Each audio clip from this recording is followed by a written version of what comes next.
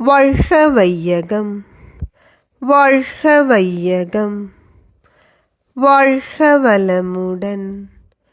குருவே துணை. அனைவருக்கும் இனிய காலை வணக்கம்.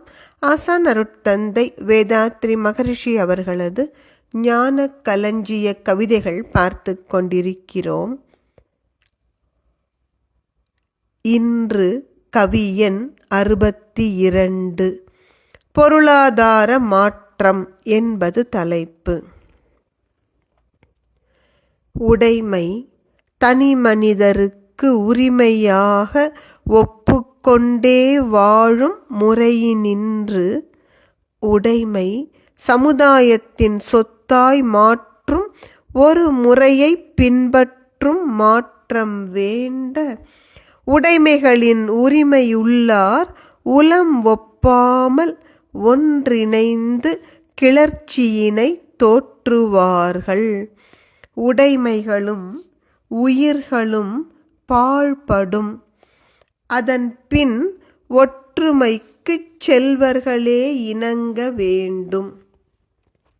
அருட்தந்தை இந்த பொருளாதார மாற்றம் என்பது அவ்வளவு சுலபமாக வந்துவிடாது என்பதை அவர்களே சொல்கிறார்கள்.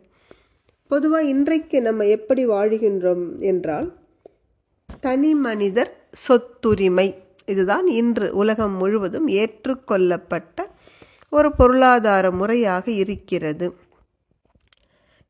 இந்த முறையினின்று பொருட்கள் தனி மனிதர்களுக்கு உரிமை என்று ஒப்புக்கொண்டு வாழும் இன்றைய உலக வாழ்க்கை முறையினின்று பொருட்கள் அனைத்தும் சமுதாயத்தின் சொத்தாக மாறுகின்ற ஒரு மாற்றத்தை மக்கள் வேண்ட, யார் பொருட்களை அதிகம் வைத்திருக்கிறார்களோ அவர்களால் இதை ஏற்றுக்கொள்ள முடியாமல் அவர்கள் அனைவரும் ஒன்றிணைந்து போராடத் தொடங்குவார்கள்.